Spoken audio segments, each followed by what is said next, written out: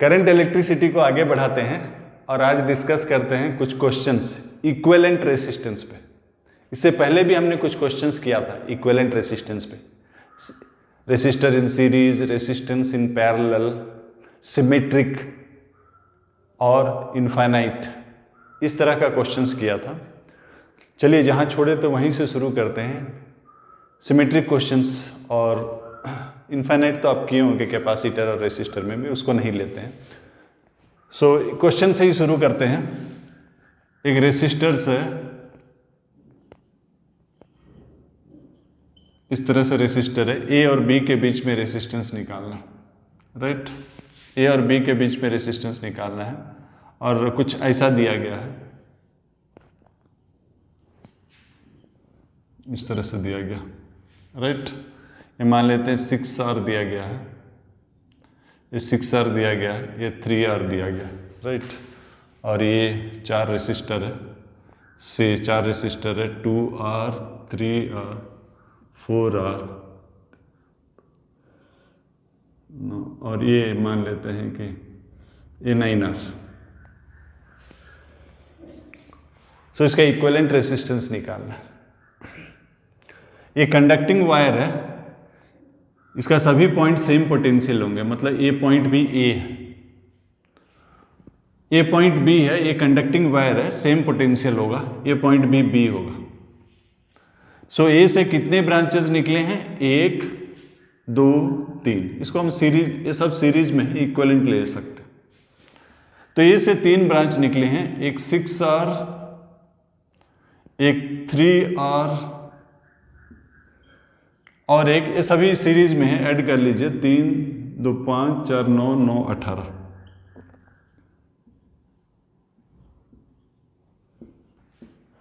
सो उसका equivalent diagram ये है। कंडक्टिंग कॉन्सेप्ट क्या था? कंडक्टिंग वायर जो है आप उसको स्ट्रेच कर सकते हैं, अलग अलग ब्रांचेस स्ट्रेच करके अलग अलग ब्रांचेस निकाल सकते हैं, but that refers to the same point. ये तीनों पैरेलल है, आप निकाल लेंगे। एक क्वेश्चन और लेते हैं। यहां पर था कॉन्सेप्ट कंडक्टिंग वायर जो है सेम पोटेंशियल है, उसको स्ट्रेच करने से कोई फर्क नहीं पड़ेगा। सिमेट्री के ऊपर एक क्वेश्चन करते हैं।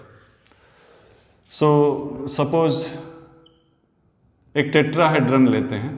टेट्राहेड्रन जो है 3 डायमेंशनल फिगर है, से कुछ ऐसा है, सभी साइड्स का लेंथ सेम है, सभी साइड्स का लेंथ सेम है और सभी साइड्स का रेसिस्टेंस मान लेते हैं R है, ईच साइड रेसिस्टेंस R है और हमें निकालना है A और B के बीच में। टेट्राहेड्रन है, टेट्राहेड्रन है, कितना साइड से? 6 साइड से और सभी साइड का रेसिस्टेंस R है। तो ये एक सिमेट्रिक डायग्राम है, ये 3 डायमेंशनल डायग्राम है। A और B के बीच में हम परपेंडिकुलर बाइसेक्टर ड्रॉ करते हैं। एक परपेंडिकुलर बाइसेक्टर में एक मिरर रखते हैं, यहाँ पर मिरर जो है इस पॉइंट से निकलेगा, ठीक है।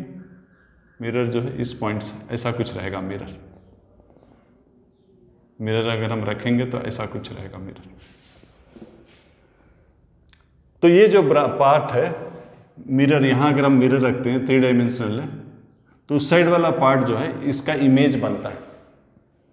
इसका क्या मतलब हुआ कि जिस पार्ट में जो करंट आ रहा है उसका इमेज पार्ट में सेम करंट जाएगा। तो इसका इमेज क्या बनेगा? E।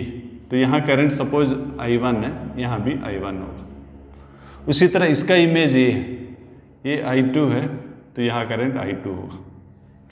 सो ये करंट पूरा इधर चला गया, ये करंट पूरा इधर चला गया। इसका मतलब ये जो आर्म है इसमें कोई करंट नहीं जाएगा। सो ये आर्म को आप निकाल दीजिए। अब क्या हो गया? ये R 2R, ये R 2R और ये R तीनों पैरेलल में आ गया। स्टार्टिंग पॉइंट और एंडिंग पॉइंट सेम है, तो पैरेलल हो गया। तो इक्विवेलेंट जो है आपका ये R 2R, ये R 2R और ये R। तो इक्विवेलेंट जो है इस इक्वेशन से हम निकाल लेंगे। तो जो क्वेश्चन हम अधिकतर किए थे इससे पहले, वो सीरीज पैरेलल का क्वेश्चन था या फिर आपका सिमेट्री का हमने एडवांटेज लिया। या फिर कहीं कहीं पोटेंशियल का भी, अगर कंडक्टिंग वायर है तो सेम पोटेंशियल है, hence can be treated as same point. और इनफाइनाइट का भी किया था। लेकिन सपोज इनमें से कुछ भी नहीं आता है क्वेश्चन, ले सपोज ये क्वेश्चन है,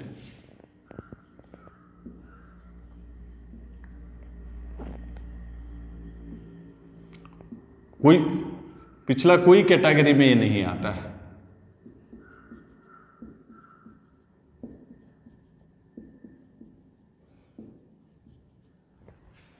पिछला कोई कैटेगरी में नहीं आता है, ये सिमेट्रिक नहीं है और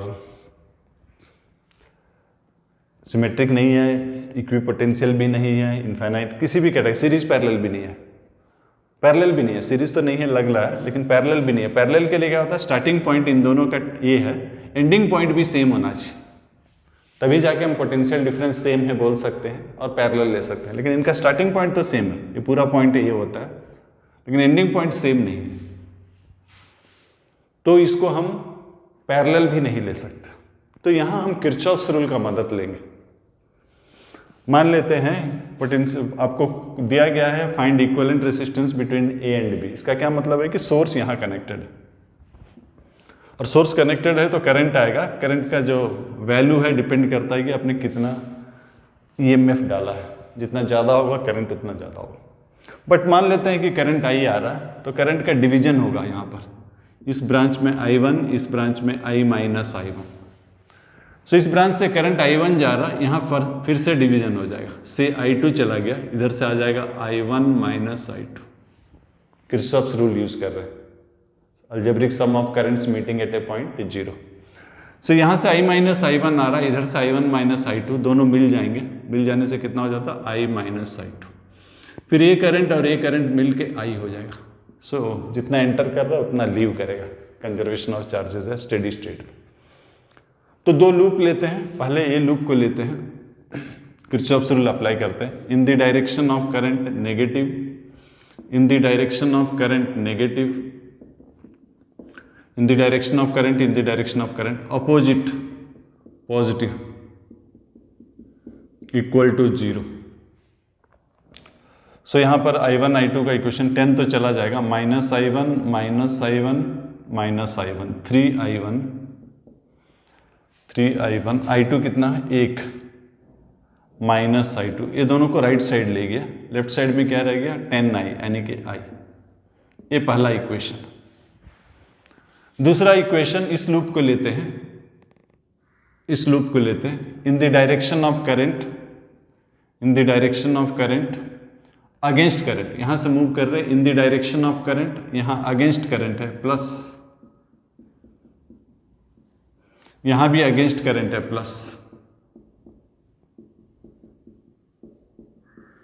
तो फिर से 20 30 40 4I2, I1 कितना है सिर्फ 1, उस तरफ ले जाते हैं माइनस I1 और I भी 1 इक्वल टू I। ये दो इक्वेशन है, दोनों को सॉल्व करते हैं, सॉल्व करके I1 और I2 को इन टर्म्स ऑफ I लिखते हैं। सो सॉल्व करने के लिए हम 1 में 3I1 है, यहाँ 3 मल्टीप्लाई कर लेते हैं। सो 3I1 कट जाएगा, सो यहाँ I2 है, यहाँ 3 आपने मल्टीप्लाई किया, 12I2, 12 माइनस 1 11 हो जाएगा, I2 हो जाएगा 11। सो आपने यहाँ 3 मल्टीप्लाई किया, 3 प्लस 1 4, राइट। अब I1 निकालने के लिए किसी एक में डाल दीजिए I2 को, यहाँ डाल दीजिए, यहाँ डाल देने से कितना हो जाएगा, ये राइट साइड चला जाएगा। सो 11 प्लस 4 15, 15I बाई 11, 3I होता है, सो I हो जाएगा 15 कट जाएगा 5I बाई 11। सो हमने करंट का value in terms of I निकाल लिया। I हम नहीं निकाल सकते, I तो सोर्स के ऊपर डिपेंड करता है, जितना ज़्यादा EMF होगा उतना करंट होगा, बट रिलेटिव करंट निकाल लिए। यहाँ अगर करंट है तो यहाँ क्या हो सकता है। अब पोटेंशियल डिफरेंस लेते हैं A और B के बीच में। पोटेंशियल डिफरेंस होगा I total current into equivalent resistance, total current into equivalent resistance. लेकिन पोटेंशियल डिफरेंस जो है independent of path followed between A and B, मतलब B से मूव करके A तक आना है। और कितने रास्ते हैं, एक रास्ता ये है, एक रास्ता ये है, एक रास्ता ये है, एक रास्ता ये, 4 रास्ता। बट कोई भी रास्ता आप चूज कर लीजिए। मैं इस रास्ता को ले रहा हूँ। सो 20 अगेंस्ट जा रहा हूँ, 20I2 अगेंस्ट जा रहा हूँ, यहाँ भी अगेंस्ट जा रहा हूँ, 10I1। So I R equivalent 20I2, I2 कितना है 4I/11, और I1 कितना है 5I/11। सो आई दोनों साइड कट जाएगा, 11 LCM है, 20 × 4 80, 10 × 5 कितना 50, 80 + 50, 80 + 50 कितना हो गया 130, 130/11 ओम। सो आंसर निकला 130/11 ओम। सो इस क्वेश्चन में कोई सिमेट्री नहीं था, कुछ भी नहीं था, तो हमने किरचॉफ्स लॉ यूज किया। सो नेक्स्ट क्वेश्चन लेते हैं। क्वेश्चन कुछ इस तरह से है,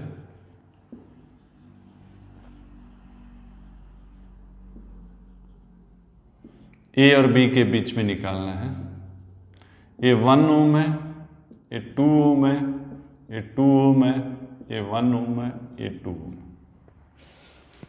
तो जैसा कि पिछला क्वेश्चन में देखे थे, हमने कोई सिमेट्री नहीं मिला, तो हमने क्या किया, किरचॉफ्स रूल यूज किया। तो इस क्वेश्चन में भी लगभग लगता है कि कोई सिमेट्री नहीं है, तो हमको उसी तरह प्रोसीड करना पड़ेगा। लेकिन ध्यान से देखने से कुछ सिमेट्री दिख रहा है। यहाँ 2 है, यहाँ 2, यहाँ 1, यहाँ 1, ये कॉमन रीजन। तो इसीलिए इस सिमेट्री का हम एडवांटेज लेते हैं। यहाँ I लिखाते हैं, यहाँ I1, तो ये जो है इसके साथ सिमेट्री है, तो इधर I1 होगा। इधर I - I1 है, तो इधर हो जाएगा I - I1। तो इधर से I1 गया, इधर से I - I1 चला गया, तो इधर कितना जाएगा, इसको इससे माइनस कर देंगे, 2I1 - I। अब एक ही वेरिएबल है, तो एक लूप लेने से आ जाएगा। इसी एक लूप को लेते हैं। In the direction of current minus, in the direction of current minus, right, against current plus. So I1 कितना निकला, 4 2 6 1 7, सो 7 निकला। और I कितना निकला, 2 2 4। अब पोटेंशियल डिफरेंस निकालते हैं ए और बी के बीच में, जो कि करंट इंटू इक्विवेलेंट रेसिस्टेंस होता है। इस पाथ को लेते हैं, I - I1 × 2, फिर इस पाथ को लेते हैं I1 × 1। सो I1 कितना निकला, 4I/7, सो 4I, ये 3I/7 हो जाएगा × 2, और ये I1 4I/7। सो I दोनों साइड कट जाएगा, R इक्विवेलेंट कितना हो जाएगा, 3 × 2 6, 6 + 4 10, 10/7। तो यहाँ दोनों को हमने यूज किया, एक तो किरचॉफ्स लॉ को भी यूज किया, और क्या यूज किया, सिमेट्री को भी यूज किया। ऐसे ही एक क्वेश्चन और लेते हैं। इस बार एक क्यूब दिया गया है, इस बार एक क्यूब दिया गया है।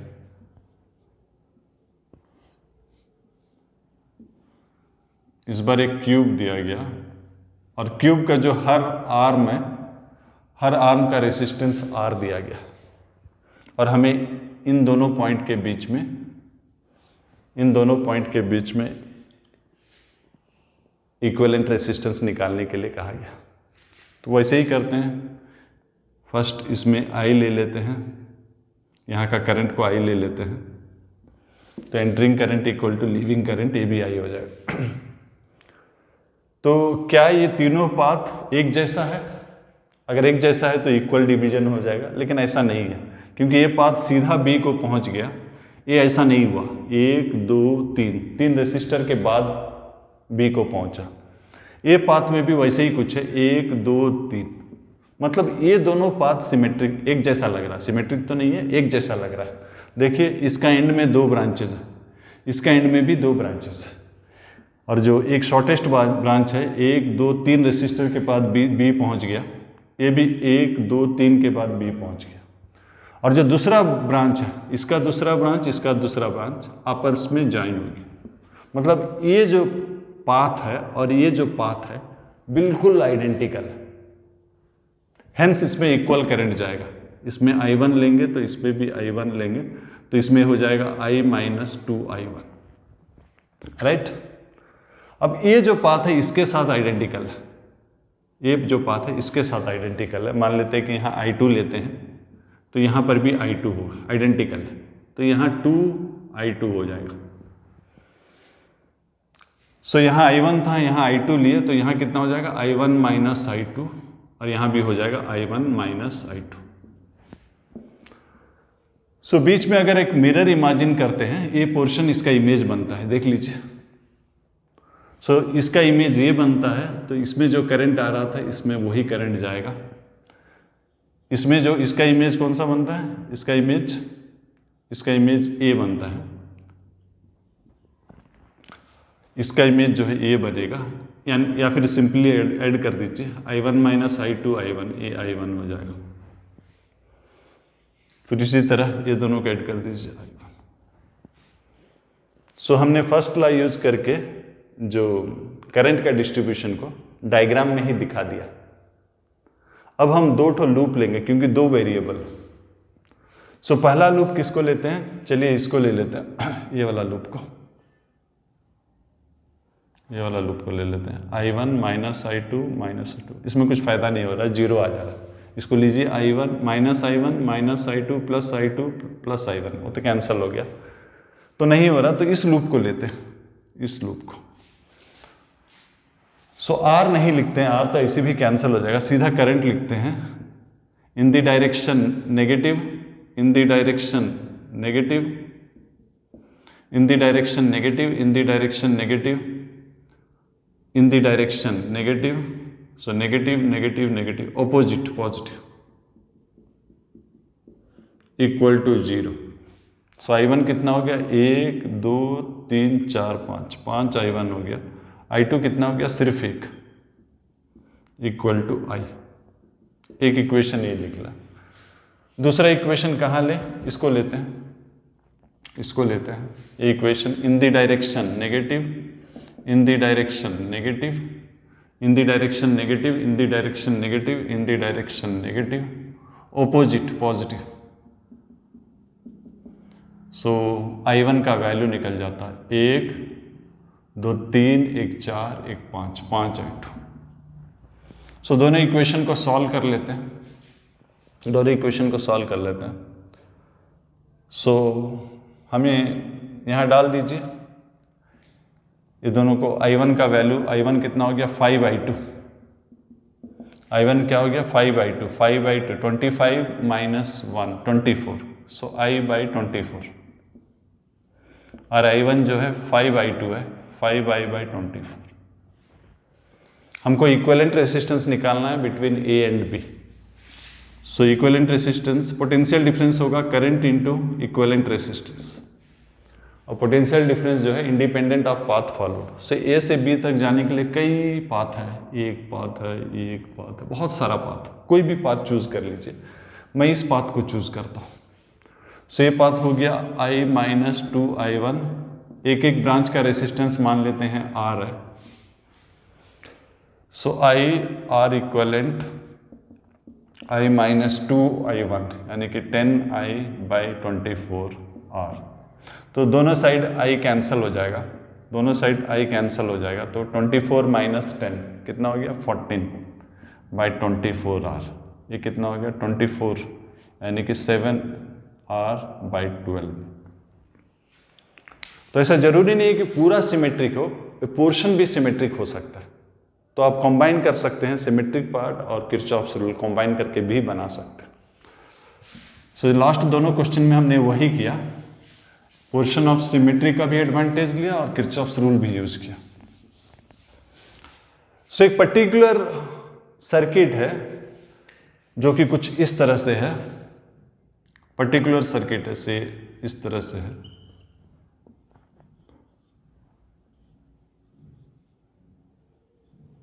इस तरह से है, चार रेसिस्टर्स है P, Q, R, S। 4 resistor है, ये दोनों सीरीज में है, ये दोनों सीरीज में है, ये दोनों सीरीज में है, ये दोनों सीरीज में, ये दोनों सीरीज में है। ये जो सीरीज कॉम्बिनेशन है कनेक्टेड है सेल के साथ। इन दोनों का जंक्शन और इन दोनों का जंक्शन जो है एक गैल्वेनोमीटर से कनेक्टेड है। गैल्वेनोमीटर क्या करता है? करंट मेजर करता है। तो इसका भी रेसिस्टेंस मान लेते हैं G है, इसका रेसिस्टेंस P है, इसका Q और S, इसका रेसिस्टेंस को G ले लेते हैं, और ये EMF E है। सपोज करंट I आता है, तो ये जो सेटअप है इसको व्हीटस्टोन ब्रिज बोलते हैं। नाम लिख लेते हैं ABCD, राइट, और करंट डिस्ट्रीब्यूशन कर लेते हैं। ये I है, ये I1, ये I माइनस I1, ये करंट इधर जाएगा। गैल्वेनोमीटर से मान लेते हैं IG, ये I1 माइनस IG, यहाँ से IG आया, इधर से I minus I1, so I minus I1 minus IG, ये दोनों मिल जाएंगे, फिर से वापस I। So Kirchhoff's rule apply करते हैं। पहले इस लूप में अप्लाई करते हैं, इस लूप में अप्लाई करते हैं। Minus I1P in the direction है negative, in the direction negative, इसका रेसिस्टेंस G ले लेते हैं। सो इन द डायरेक्शन, ये अगेंस्ट प्लस हो जाएगा।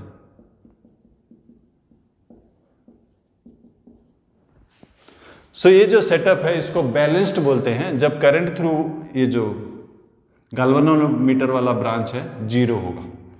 सो बैलेंस्ड व्हीटस्टोन ब्रिज मतलब यहां करंट 0 है। Current joining the junction of P and Q and the junction of R and S। इस जंक्शन और इस जंक्शन को जो ब्रांच ज्वाइन करता है उस ब्रांच में अगर करंट 0 है तो इसको हम बोलते हैं बैलेंस्ड व्हीटस्टोन ब्रिज। सो जब बैलेंस्ड है, IG 0 हो गया, तो आपका minus I1P plus I minus I1R equal to 0। So P by R कितना हो गया? I minus I1 by I1। ये पहला इक्वेशन है। अब इस लूप पे अप्लाई करते हैं। इस लूप पे पहले इन द डायरेक्शन ऑफ करंट जा रहे हैं, in the direction of current यहां पर, फिर अगेंस्ट जा रहे हैं,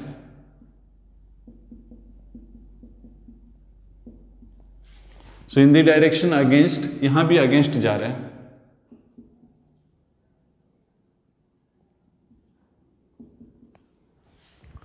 सो जब बैलेंस्ड है करंट जो है IG 0 हो जाता है, यानी कि minus I1Q plus I minus I1S equal to 0, यानी कि Q बाई S जो है I minus I1 by I1।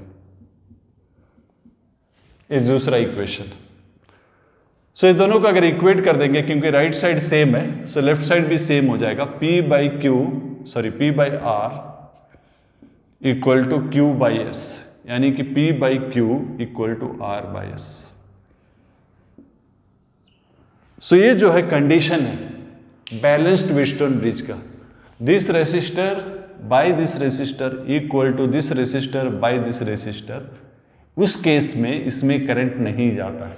इनका जो जंक्शन और इनका जो जंक्शन को ज्वाइन करता है, कनेक्टिंग वायर है, उसमें करंट नहीं जाता है। तो इक्विवेलेंट रेसिस्टेंस निकालते वक्त उसका प्रेजेंस को हम इग्नोर कर सकते हैं। ठीक है, तो ये व्हीटस्टोन ब्रिज के ऊपर कुछ क्वेश्चंस करते हैं। व्हीटस्टोन ब्रिज के ऊपर कुछ क्वेश्चन करते हैं। सो पहला क्वेश्चन है,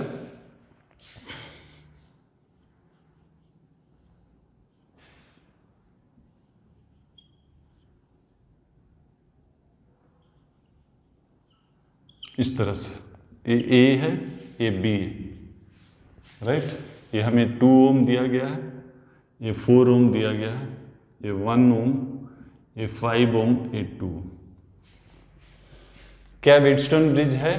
बैलेंस्ड व्हीटस्टोन ब्रिज है। देखते हैं, इसको मान लेते हैं P है, ये Q है। P और Q का जंक्शन नहीं है। उसी तरह ये R है, ये S है, R और S का जंक्शन है।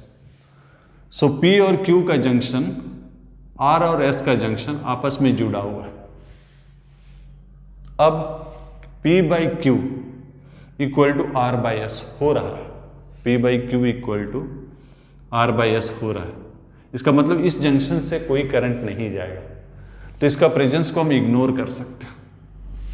और अगर हम इग्नोर कर दिए तो ये दोनों क्या हो गया, सीरीज, ये दोनों सीरीज, राइट। सो सीरीज होने से कितना होगा, 4 + 2 6, और ये दोनों सीरीज है 3, तो 6 3 के साथ पैरेलल है, कितना हो गया 2। एक और तरीके से भी हम सोच सकते हैं, कैसा सोच सकते हैं, बिकॉज इसमें करंट नहीं जा रहा है तो ये दोनों पॉइंट सेम हो गया, ये पोटेंशियल ये पॉइंट का दोनों पॉइंट सेम हो गया, से सी। सो ये दोनों का स्टार्टिंग पॉइंट ए है, एंडिंग पॉइंट सी है, मतलब ये दोनों क्या हो गया, पैरेलल।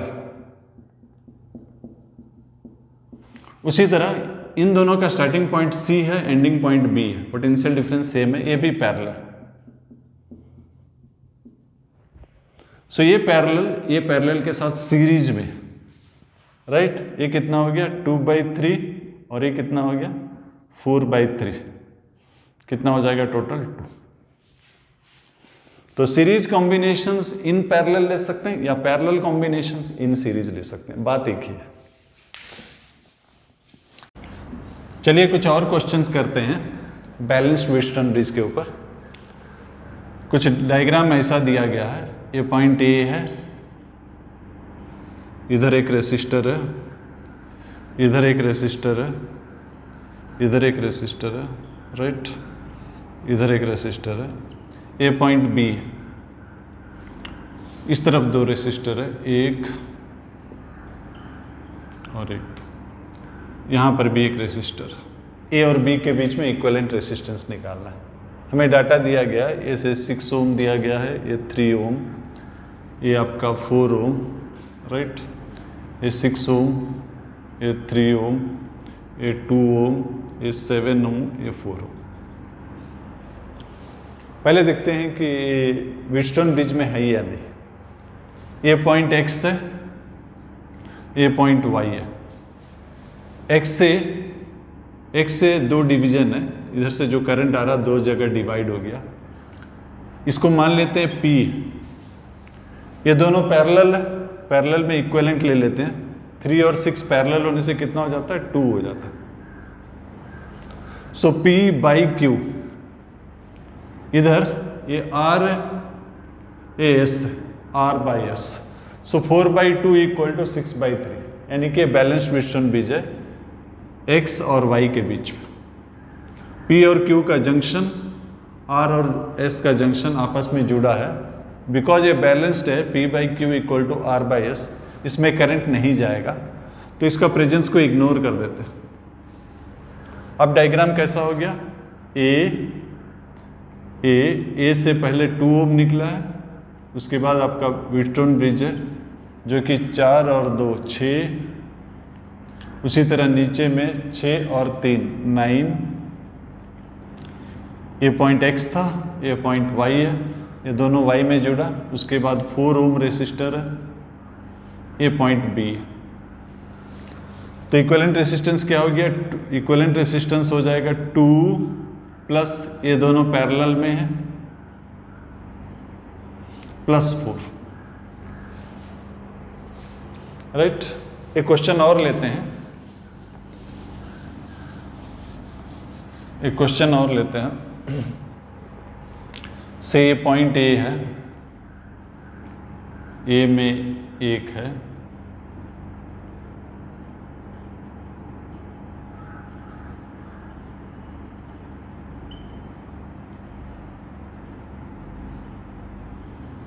ये पॉइंट बी है, राइट। और हमें ऐसा कुछ दिया गया,